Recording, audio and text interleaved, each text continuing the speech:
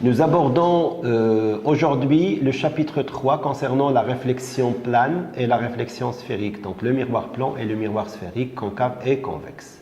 Un premier paragraphe sera dédié à la réflexion plane, donc le cas d'un miroir plan.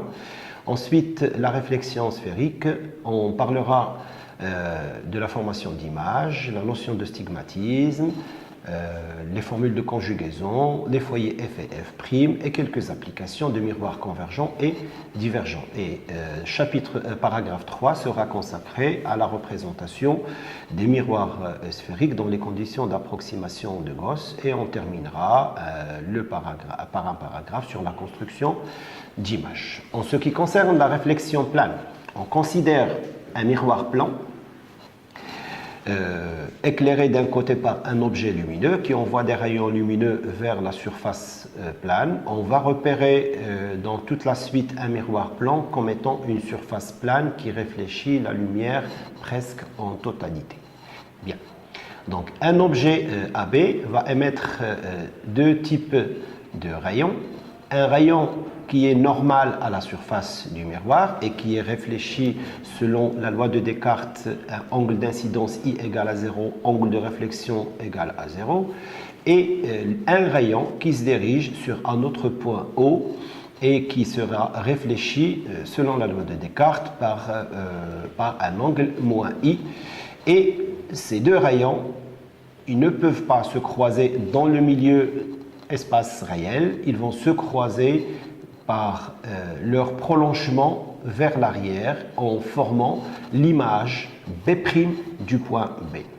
Pour le point A, il envoie un rayon incident vers le miroir au point O et qui sera réfléchi sur lui-même parce qu'il est confondu avec la normale et vous aurez l'image A' qui est image du point A qui se trouve dans l'espace des objets réels. Bien. Si nous comparons les triangles ABO et le triangle OB'A'B', nous pouvons rapidement déduire que OA est égal à OA' et ça va être la relation de conjugaison du miroir plan.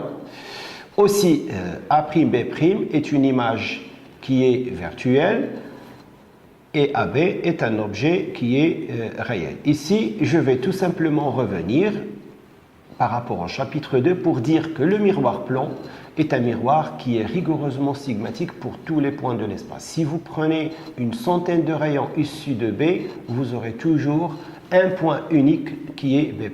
Donc le miroir plan est un miroir qui est rigoureusement stigmatique pour l'ensemble des points de l'espace. Alors, je considère cette configuration où le point A envoie un faisceau de lumière vers la surface plane du miroir plan. Alors, les rayons sont réfléchis selon les lois de Descartes et j'aurai A' qui se trouve dans l'espace des images virtuelles. Quand les rayons arrivent sur un système optique divergent à partir d'un point A, existant réellement ou non, l'objet est considéré réel et l'image est alors virtuelle et se trouve dans l'espace des images virtuelles. Et tous les rayons ainsi qui arrivent du point A donnent un rayon réfléchi dont le prolongement se trouve vers l'arrière du miroir.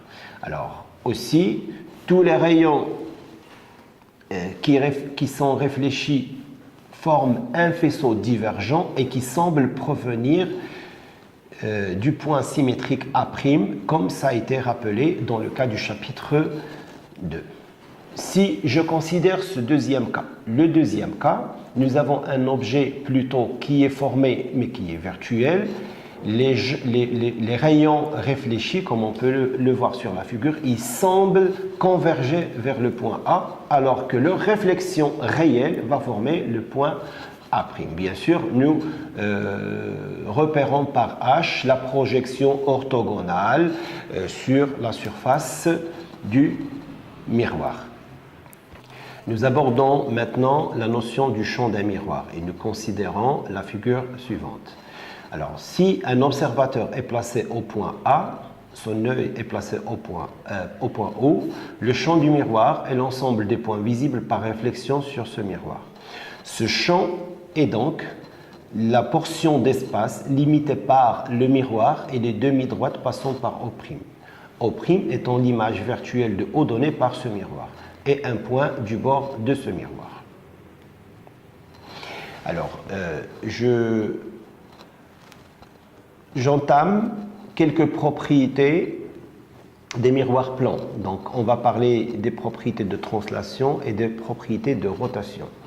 Si par exemple, je considère un objet AB réel qui est placé devant la surface réfléchissante d'un miroir, qui va former une image A'B', si nous supposons que le miroir plan se déplace d'une distance x, l'image A seconde qui sera formée à partir de l'objet A se déplacera alors de 2x.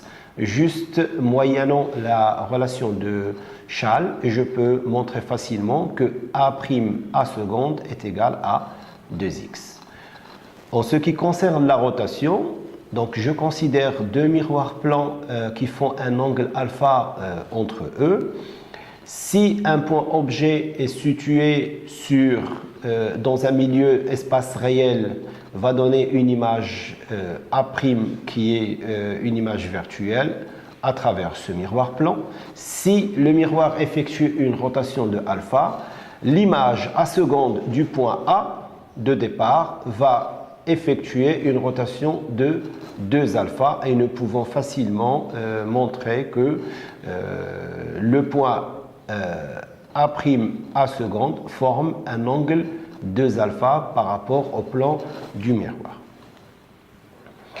Si nous avons deux miroirs qui sont associés avec un angle alpha quelconque, et si nous considérons cet angle alpha qui peut être mis sous la forme pi sur p, nous pouvons montrer par une formule de récurrence que le nombre d'images formées est égal à 2p moins 1, comme on peut le voir sur cette figure.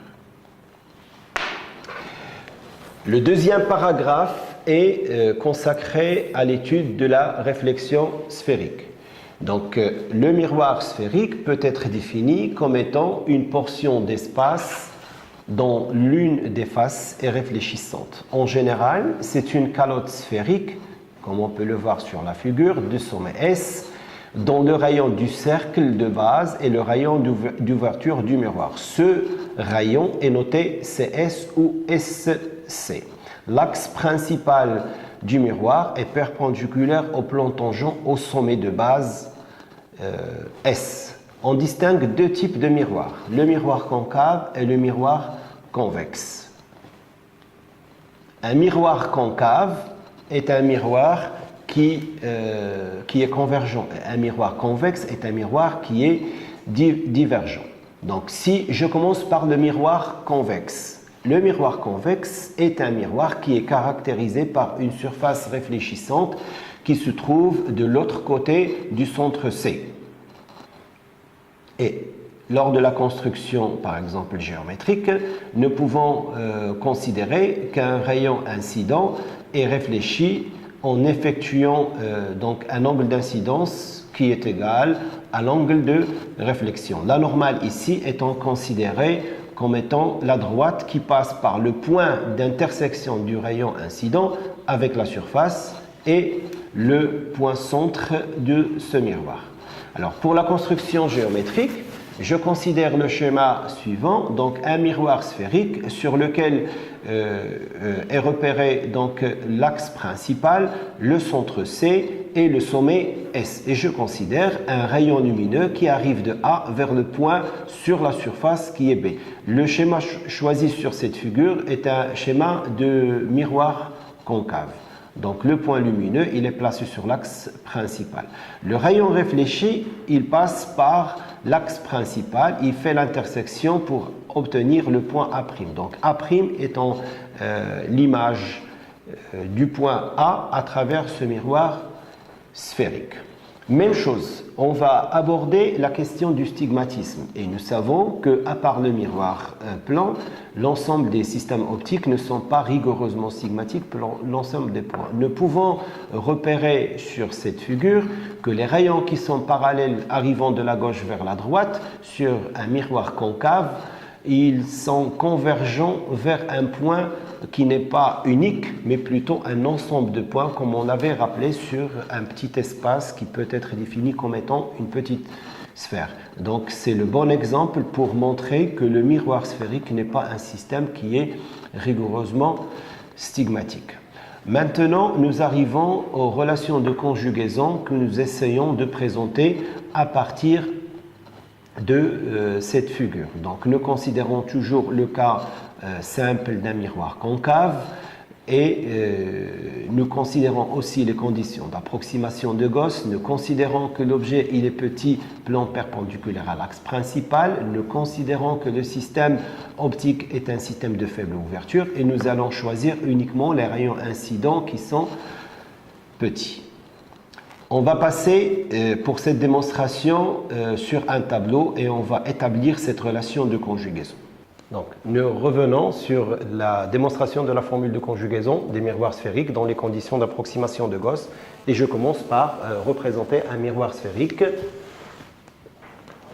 comme nous l'avons défini. Donc, je considère le cas du miroir sphérique concave avec sommet, centre et rayon égal à SC.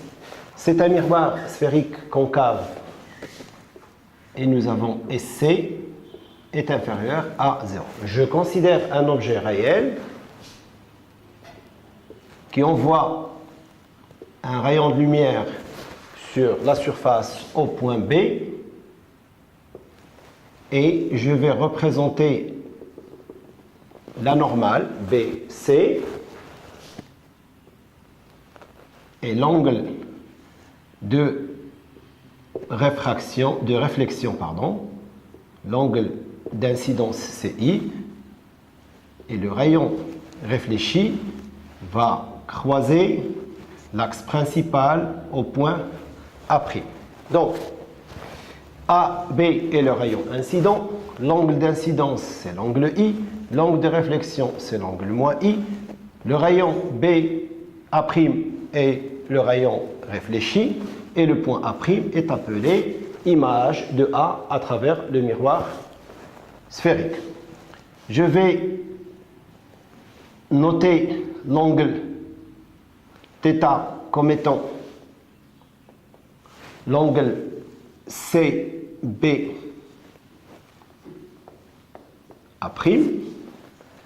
Je vais noter l'angle U comme étant BAC et l'angle U' comme étant SA'B. Alors, je remarque que dans le triangle ABC, j'ai l'angle U qui est là, plus l'angle d'incidence, plus cet angle qui est pi moins θ égale à pi. Je remarque aussi que θ plus I plus cet angle qui est là, c'est pi moins U' égale à pi. Donc, je peux simplifier par pi, je peux aussi simplifier par pi, et je garde θ de cette équation égale à U plus l'angle d'incidence. Et de cette équation, je peux garder θ égale U' moins I. Donc, si je somme les deux équations, on aura 2θ égale à U plus U'. Maintenant, si je considère la projection orthogonale sur l'axe principal au point H de B, j'aurai dans le triangle CBH, j'aurai tangente de U, de θ, pardon, égale à HB, valeur algébrique, sur CH. Si je considère le triangle BA et H, BA et H, j'aurai tangente de U égale à HB sur AH. Si je considère le triangle A'B et H, B, A' et H, j'aurai tangente de U' égale à HB sur A'H. Dans les conditions d'approximation de Gauss, nous avons dit que tangente θ est pratiquement égale à θ, tangente de U est pratiquement égale à U, et tangente de U' est pratiquement égale à U'. Et nous allons utiliser la relation de θ égale à U plus U', que je vais essayer de représenter dans cet espace.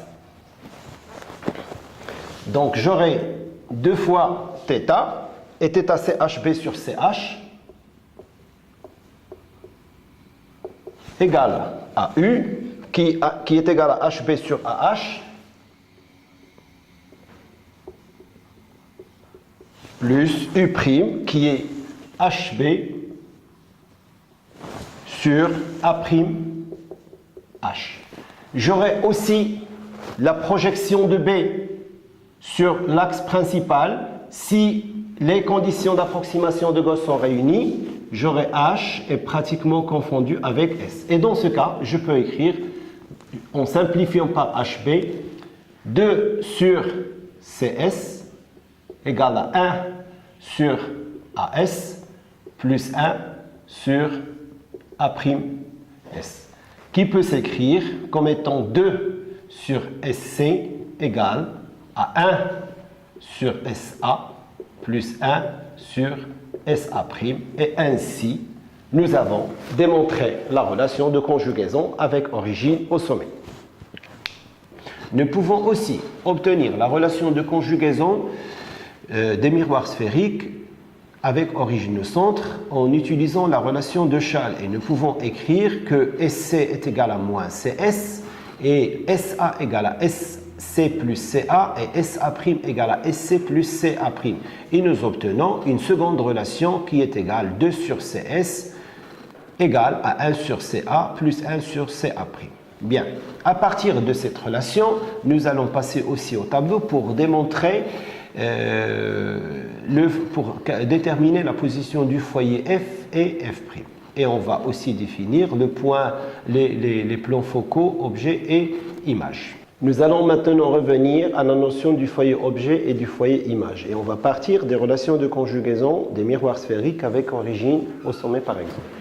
Alors, si je pars de la relation de conjugaison, je vais définir le foyer objet comme étant le point F qui est confondu avec A. Et dans ce cas, j'ai l'image A' est rejetée à l'infini. Alors pour le foyer image F', qui est confondu avec l'image, j'ai l'objet qui est lui situé à l'infini. Et on va partir des relations de conjugaison. Dans ce cas, j'aurai 2 sur SC égale à 1 sur SF plus 1 sur l'infini, A' étant à l'infini. Et dans le deuxième cas, j'aurai 2 sur SC égale à 1 sur l'infini, puisque A est à l'infini, plus 1 sur SF'. Je tire de cette relation que SF, qu'on va noter petit f comme étant la distance focale objet, égale à SC sur 2. Et de cette relation, on va tirer que SF', qui est égal à la distance focale image, comme étant SC sur 2. Je conclus à partir des deux relations que F égale à F' égale toujours à SC sur 2 pour un miroir sphérique, convexe et concave, c'est-à-dire que le point F est confondu avec le point F'. Nous allons maintenant passer à la formule du grandissement linéaire. Donc, le grandissement linéaire, c'est gamma, qu'on peut noter aussi gamma, est égal à A'B' sur AB, et ça représente la taille de l'image sur la taille de l'objet. Ce grandissement peut être positif, peut être négatif, peut être supérieur à 1 ou inférieur à 1. Alors, nous considérons un miroir sphérique concave avec son centre C, son sommet S, et ce point focal, objet et image confondus. On considère un objet réel qui envoie un rayon incident au point B et qui est réfléchi en passant par F d'après la propriété des foyers. Nous considérons aussi un rayon incident passant par le centre C qui n'est pas qui est réfléchi sur lui-même d'après la loi de Descartes, parce que C c'est un point de stigmatisme rigoureux et l'ensemble des points de la surface représente des points de stigmatisme parfait aussi. Et nous allons former l'image de B en point B', qui est l'intersection des deux rayons. Et j'aurai A'B'. Alors, nous allons essayer de déterminer gamma en fonction de C A et de C A'. Si je considère le triangle ABC, donc le triangle ABC, je repère l'angle ACB par l'angle alpha et je peux écrire tangente de alpha égale à AB sur AC. Le même angle que j'ai là, c'est le même angle qui est là, et je peux écrire aussi tangente de alpha est égale à CA', CA' sur B' A'. Donc, je peux des deux relations tirer que A'B' sur AB, je change B' A' par A'B' égale à CA' sur CA, et c'est l'expression du grandissement linéaire pour un miroir sphérique convexe ou concave. Nous allons passer à une autre démonstration. Je garde le même schéma, mais j'ajoute le rayon B S incident qui normalement va passer tout en étant réfléchi par le point B'. Et je vais essayer d'écrire cette relation gamma autrement.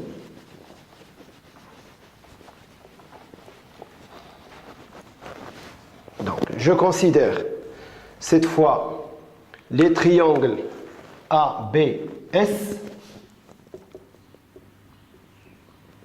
et A'SB', A'SB'.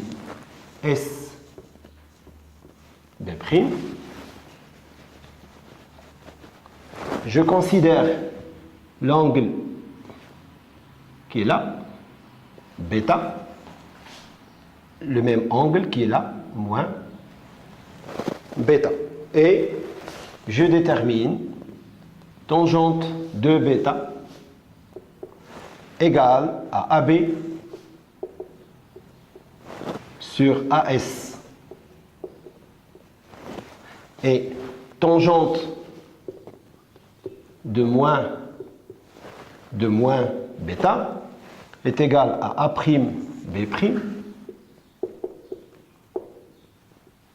sur A' sur SA'. sur A'S, pardon. Sur A'S.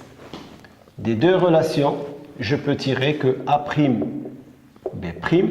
sur AB, sachant que tangente de moins bêta est égale à moins tangente de bêta, j'introduis un signe moins ici, j'aurai A'B' sur AB est égal à moins SA' sur SA égale à gamma, et j'ai une autre forme du grandissement linéaire pour un miroir sphérique concave ou convexe. On peut aussi montrer que gamma est égal à moins F sur FA est égal à moins F'A' sur F'. Dans ce cas, nous pourrons tirer la relation FF' moins FA F'A' égale à 0, qui est appelée la relation de Newton et qui est aussi l'équivalent d'une relation de conjugaison pour les miroirs sphériques. Nous passons ensuite vers la notion de miroir convergent et miroir divergent, et nous remarquons rapidement que le miroir concave est un miroir qui est convergent. Tous les rayons qui sont issus d'un objet, ils sont convergents, et pour le miroir convexe, tous les rayons qui arrivent de l'espace réel, ils sont plutôt divergents. Alors, pour revenir aux conditions de Gauss, nous allons choisir la convention suivante. Au lieu de considérer une surface sphérique, et puisque les conditions de Gauss établissent que le système optique est un système de faible ouverture, nous conviendrons de choisir cette ouverture comme étant une surface plane, parce que l'approximation H est confondue avec S correspond parfaitement à cette notion. Et nous allons, dans la suite de ce chapitre, considérer les configurations du concave comme étant juste une surface plane avec des bords qui sont orientés vers le centre C, et le miroir convexe comme étant une surface plane réfléchissante avec des bords qui sont plutôt orientés vers le point C. Dans le dernier paragraphe, nous allons essayer de construire quelques cas d'image à partir de points objets. Si nous considérons un objet à l'infini, l'objet qui est à l'infini va réfléchir des rayons sur des points images. Donc l'objet à l'infini, l'image sera sur le plan focal objet. Le point A' est confondu avec F' et le point B' étant sur le plan focal image est considéré comme étant un foyer secondaire image. Si nous avons un miroir convexe, tous les rayons qui sont à l'infini vont avoir leur prolongement vers le foyer image qui se trouve du côté du centre C, et ils seront réfléchis en ayant leur point de convergence virtuel vers le point F'.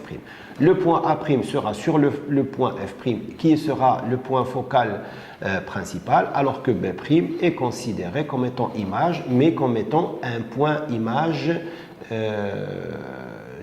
secondaire, parce qu'elle est située sur le plan focal image. Et nous terminons par une animation concernant la formation d'images, où nous allons positionner l'objet à différentes positions entre l'infini, le centre C, entre C et le point F, entre F et S, et entre S et plus l'infini, et à chaque fois nous allons obtenir des positions différentes d'images. Nous pouvons discuter la nature de l'objet, la nature de l'image, et nous allons réaliser cette expérience.